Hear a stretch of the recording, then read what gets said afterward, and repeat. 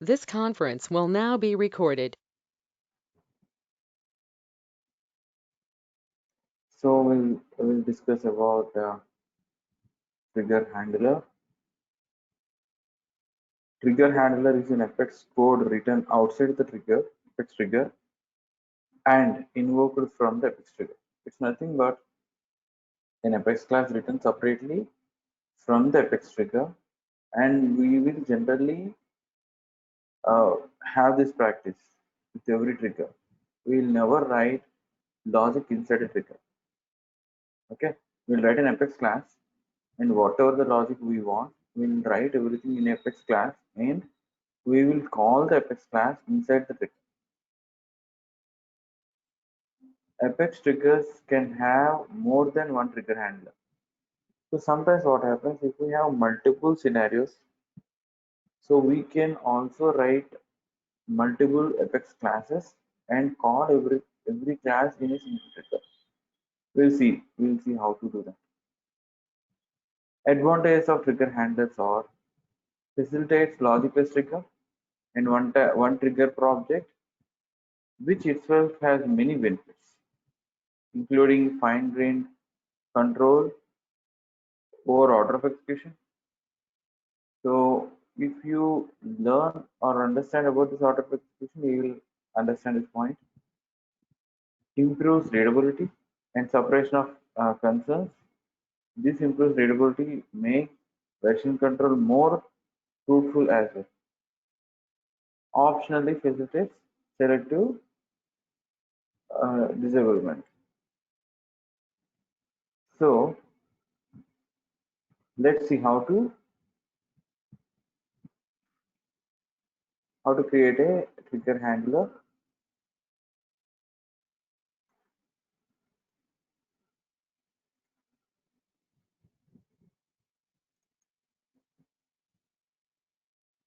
If we see this, we have written a logic inside a trigger,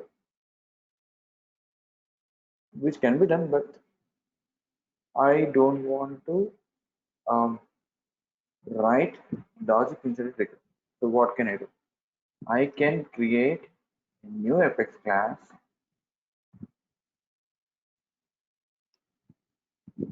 So generally, what should be the naming convention of the Apex class?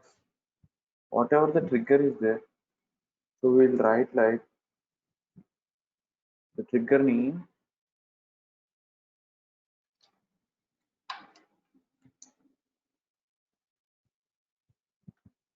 trigger name, employee, trigger, trigger handler.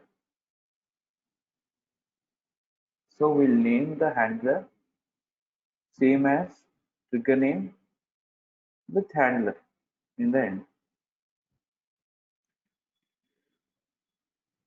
So now I have created a class for trigger handler, employee trigger handler. And in future, if you create a class and if you want to rename the class, you cannot rename like this. You won't have option to go to a list, rename it.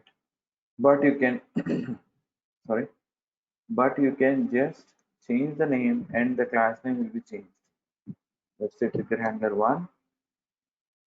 When we save, automatically the class name also will get updated. Whatever the name of the class will become the name of the file. Okay. Then let's move this logic here.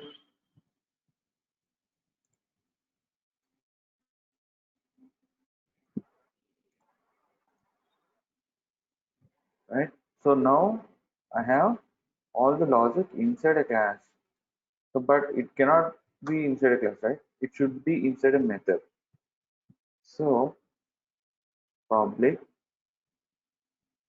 void, let's say void, it will not be void.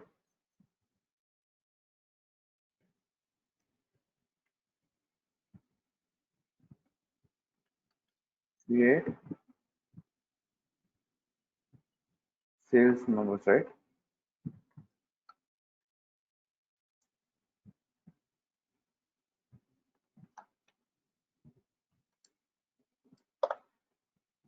And we should move all the logic inside a method.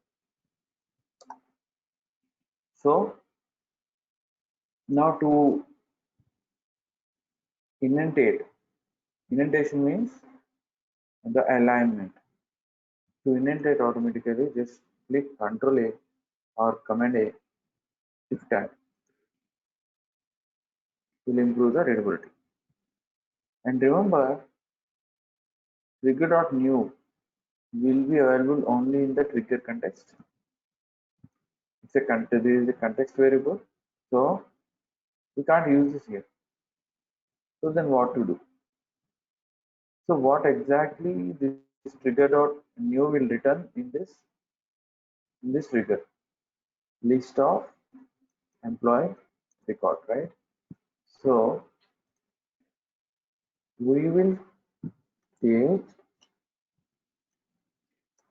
list of employee record as an argument, as an input. Okay, let's see EMP. And we'll replace this EMP here.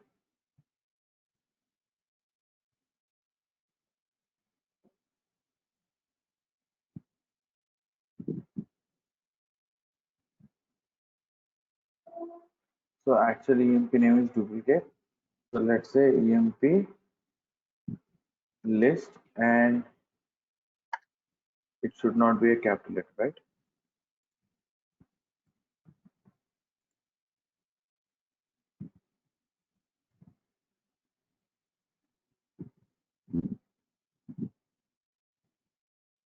So what I did, I created a method with an argument called list of employee EMP list, because trigger.new will be equivalent to list of employees, right? So I said void, but I should return this back to trigger. So what I'll return? Okay, I don't need to return anything because it get terminated here. I'm inserting something, or if I have to return something back to the trigger, I'll return same as list of employees. Okay. So, and I told you I'll tell you one more thing, which we call as bulkification. So these already bulkified. Bulkification means considering multiple records come into trigger context, right? So that time what we'll do, instead of a single variable, we already used for loop. That is one thing, and the other thing, we should not insert something inside a for loop, because there are something called governor limits in Salesforce.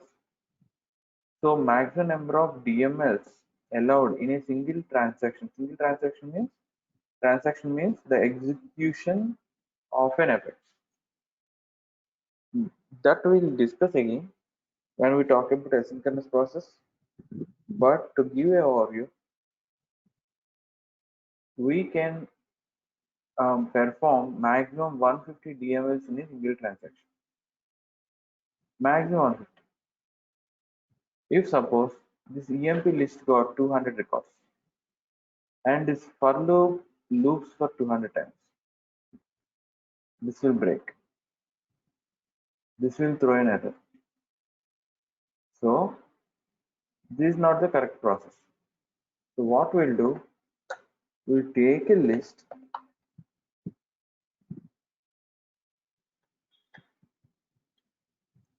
of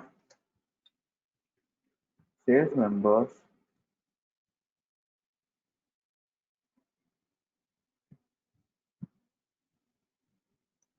as members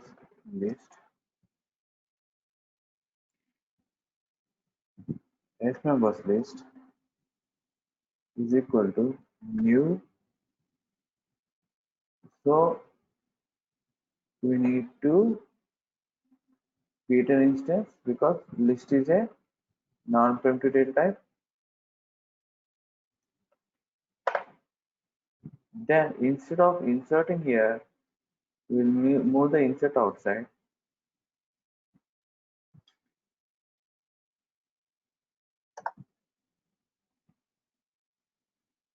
Then we'll take this list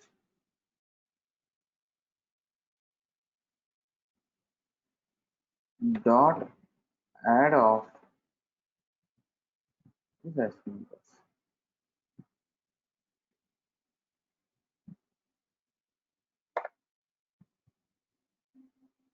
and we will insert this list.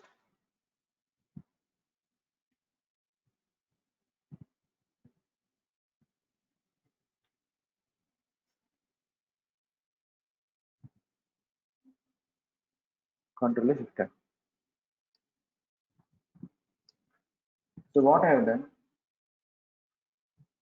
I have created a list of sales members. Then when I loop this list of employees that I got from the trigger, when I loop this, I created one more variable, sales member, which can hold one record, then assign all the values into S members and then add it to a list. So when this for loops, all the records that are looped added into S members list. And we are using only one single DML to insert the list. Instead of inserting too many times, we are inserting only one time by using the list. Okay. So to minimize governor limits, to improve the performance, we generally do this. This is called bulkification. Okay. So in interviews, they may ask about bulkification of trigger. How will you bulkify the trigger? So this is the way. We'll take a list and we'll add all the process records into the list and insert them at once instead of inserting each record in a for loop. So I saw a lot of people, they will have assumption that they have only 10 records, 15 records. They'll execute it in a for loop. They'll write the DML or software SOPL queries inside the for loop. So never do that. Never run or never perform SOQL or DMLs inside for loop. We'll again discuss about this when we talk about asynchronous process. But remember, this is the best practice. Now our class is ready. So I just want to add one more keyword to the method, which is called static.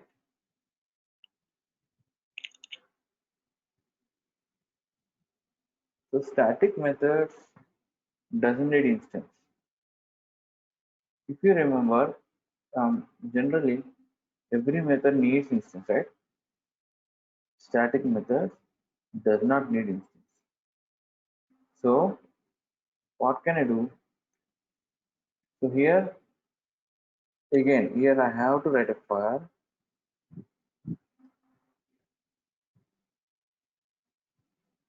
Okay, I don't even need a file. I will directly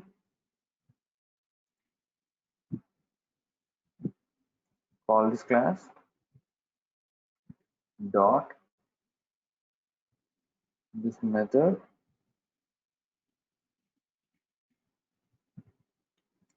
and this method needs input, right? Argument is there, which is list of employee emp list, which is equivalent to trigger.new.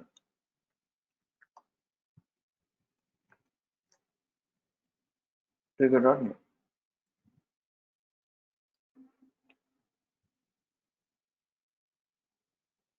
So this way we can move the logic outside the trigger. This is called trigger handler. handling the trigger. Okay, so this is called trigger handler. So we can also call this as trigger framework, but trigger framework is a bigger term. So at the end of the course, I will give you an overview on trigger framework in mock.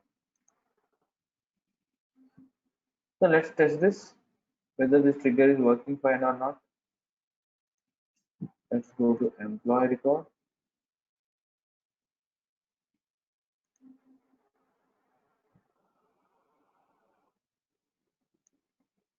Let's go to employee object and create a new employee record.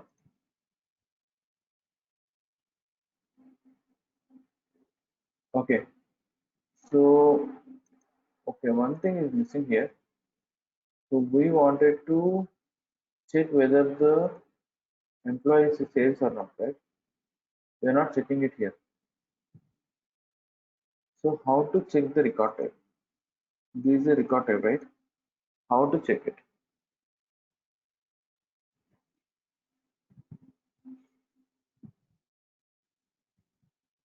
Just a minute.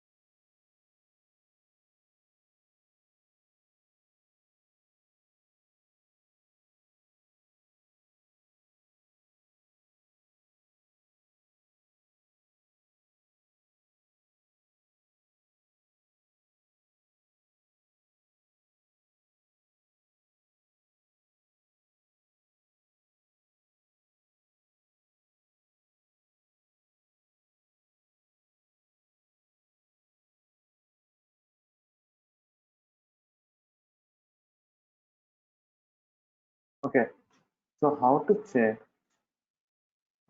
whether the record type of the employee is sales or not. So for that,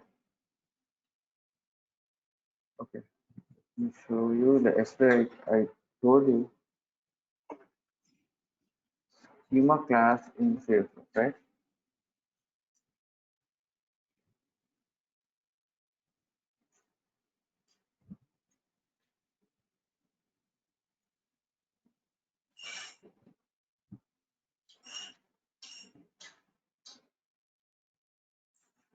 So describe S object type.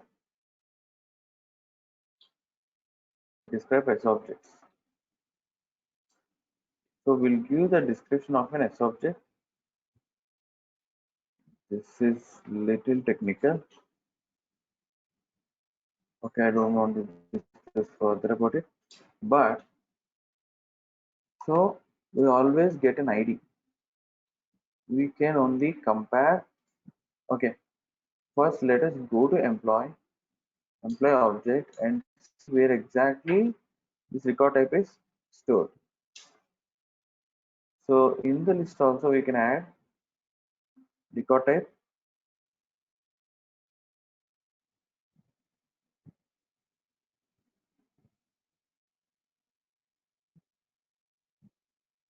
Record type. You can see here record type is either sales or non-sales. So generally what can we do? We can go to query editor. You can just select ID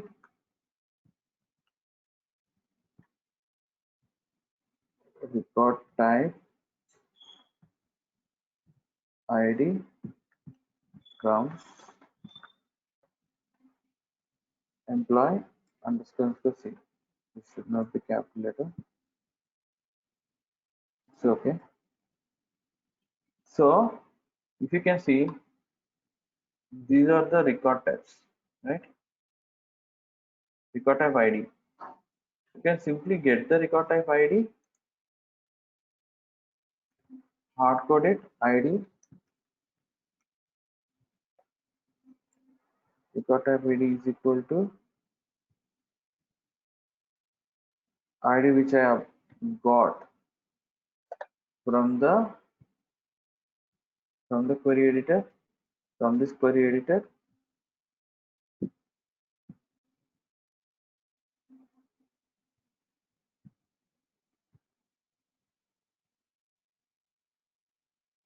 Then before we insert, we can check if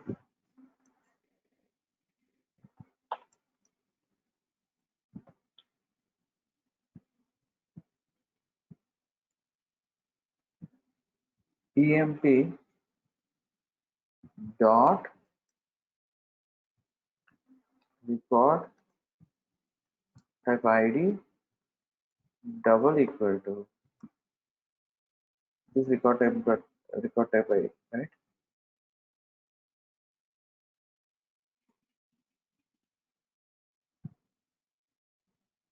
Then only run this logic. So what I'm doing, I'm checking whether the record type ID of the current record means emp record which comes from this list. If the record type is sales, this is the sales record ID, sales not record ID, sales record type ID. So I'm comparing the record ID in the list in the emp record to this one. Then I'm performing the logic. Okay. So this is how we will compare generally. But remember, this ID will change from org to org. So we will be working on sandbox. So sandbox is something like local server. So we will be working on sandbox.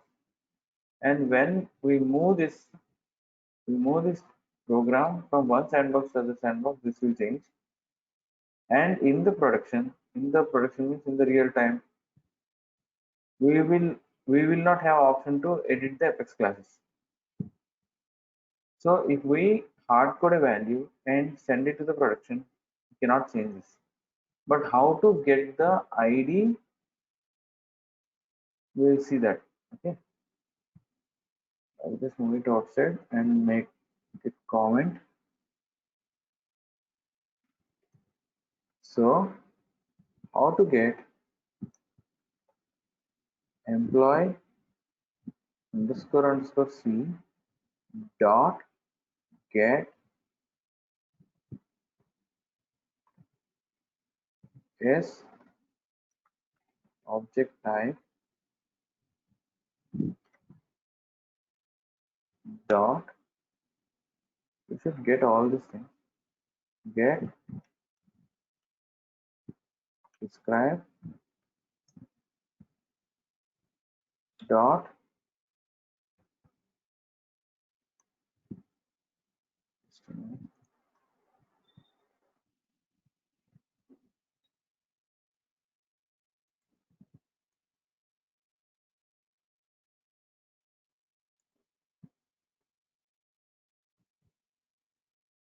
so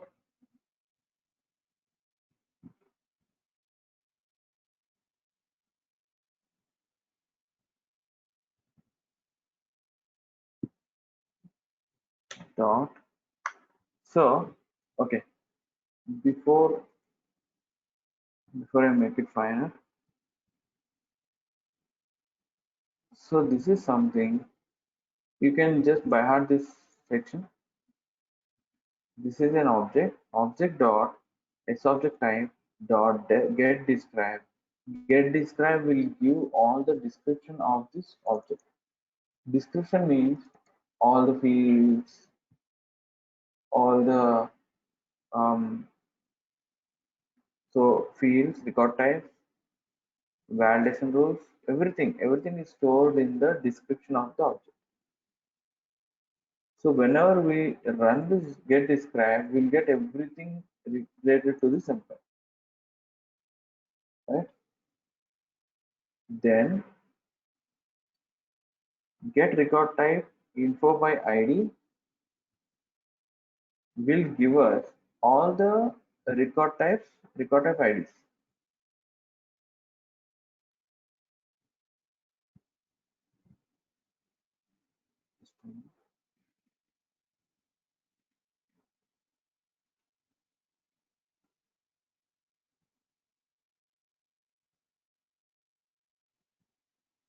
Just a minute, I will find.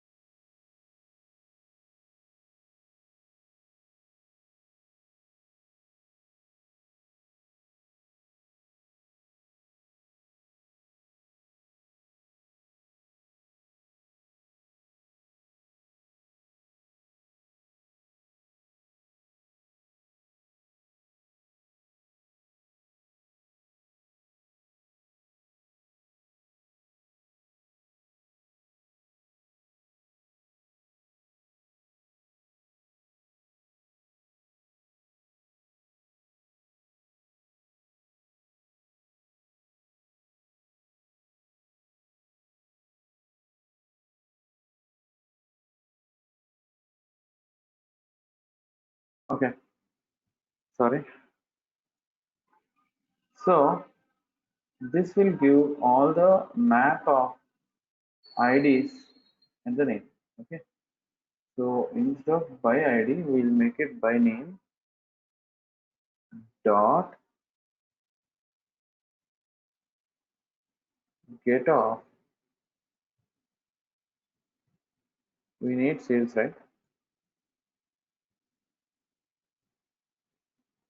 Dot we need ID, right? Get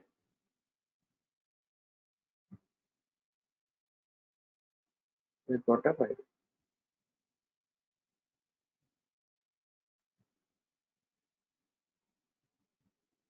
So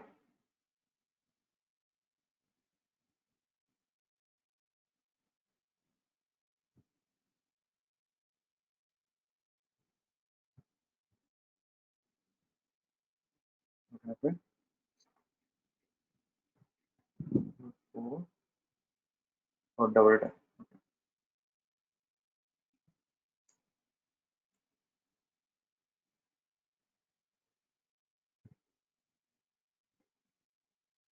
So just remember all this.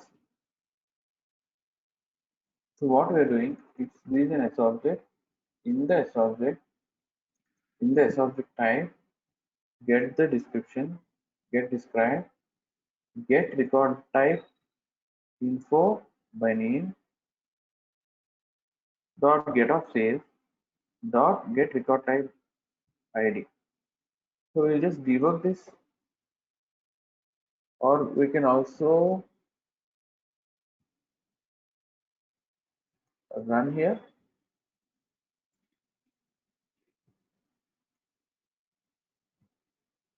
system.debug record type ID.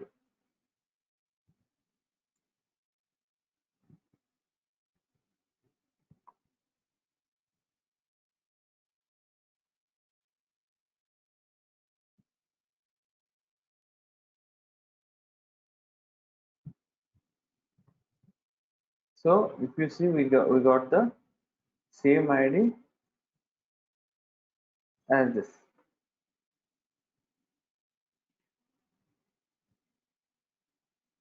Did we?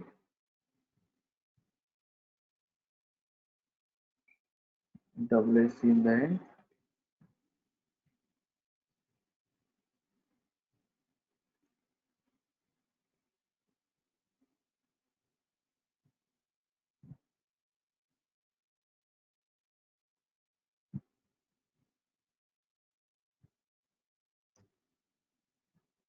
WC in that. Okay, we got the same name. So now we can use this to compare. So this is how we get a record type ID using the name. You need to remember this, or you can always Google to get a record type ID. So, how to get record type ID by name in Apex.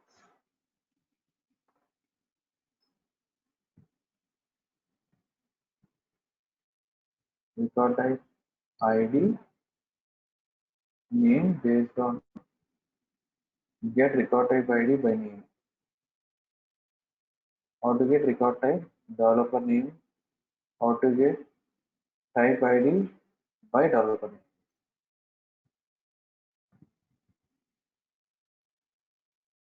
So if you can see ID record type ID is equal to schema dot. In the schema, what we'll do, we'll give our object name, or we can also write like this: schema dot h object type dot account dot get record type info by name. Oh, this is, I think this is better, but both will execute in the same way. This is more generic way. Okay, so if you remember this, that that will be better. I think. So let me just.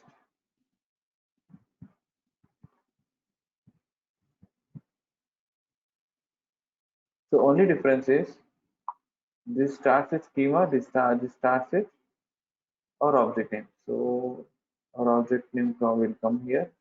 The schema will remain here. The sales will come here. But remember, both will return the same value. Okay, so no difference. You can use whatever you want. We can also fetch the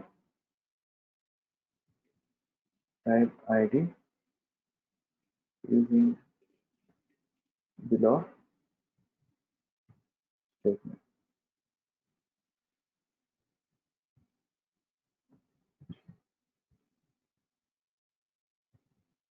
So this is duplicate. Let me say record type ID 1. And remember, it should be small letter.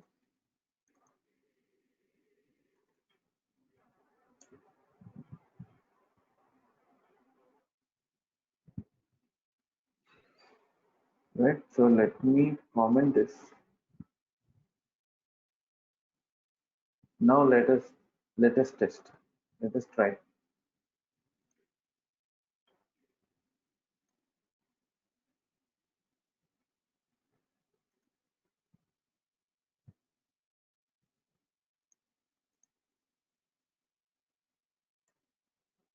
So using sales, I want to create a new employee record.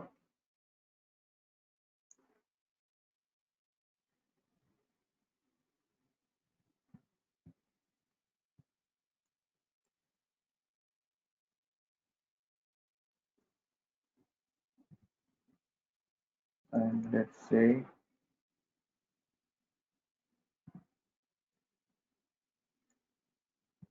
so let's save the record.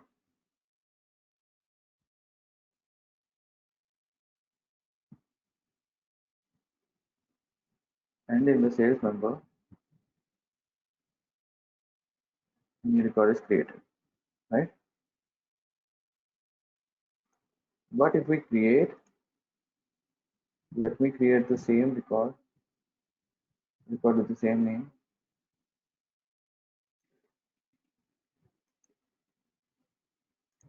It now says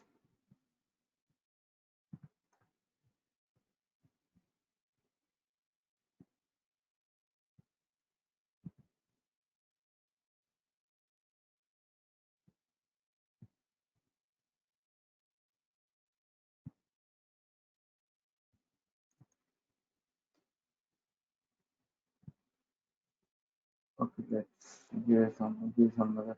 So this should not create a record, right? Because non-sales, only we want to create sales employees in the sales numbers, right? So let's save this. So new record is created here, but here record is not created, right? Because we are just checking the record type here. If the record type is sales, getting the ID, comparing it with the current ID, current record type ID in the current record, then just performing this logic, right? What if sometimes what happens? What if we have um, before insert also?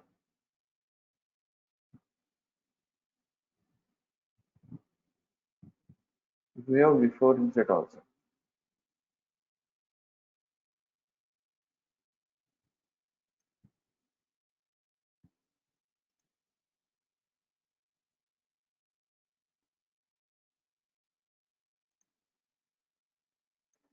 so we have after insert and before insert. I recommended, if you remember, I recommended the field, I mean, the record creation and all should be after, in after prepare, not in before prepare. We'll see why. So I'll create a new record.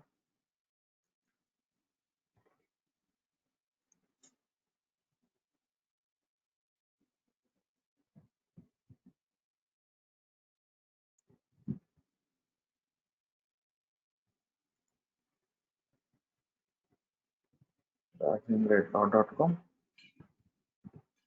Let's just save state. Let's save for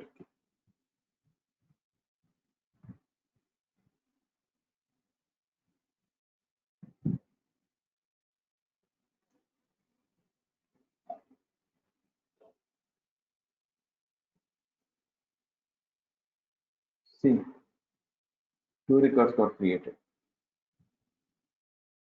Why two records got created? Because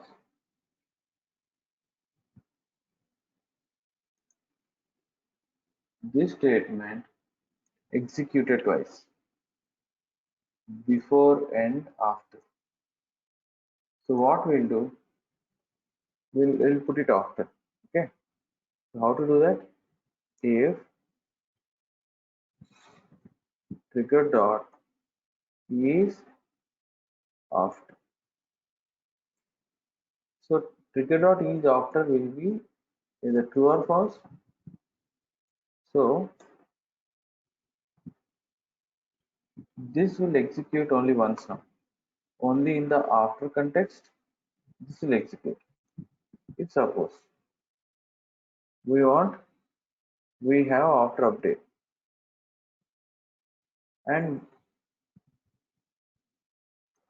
so imagine every time I edit this record, edit this employee record, if sales members record is creating,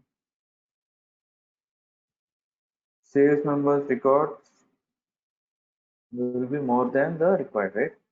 So duplicate records will be created. Already we have one duplicate now. So if we have edit option and edit the Rajendra's record, every time a new record will be created. So to eliminate that, again, what we'll do, we will add an additional check trigger dot is insert.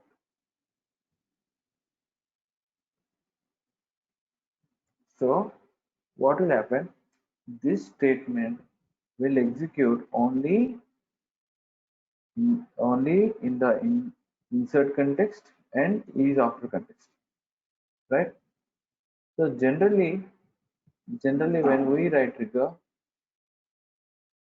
okay, I'll show you something. I'll stop the recording.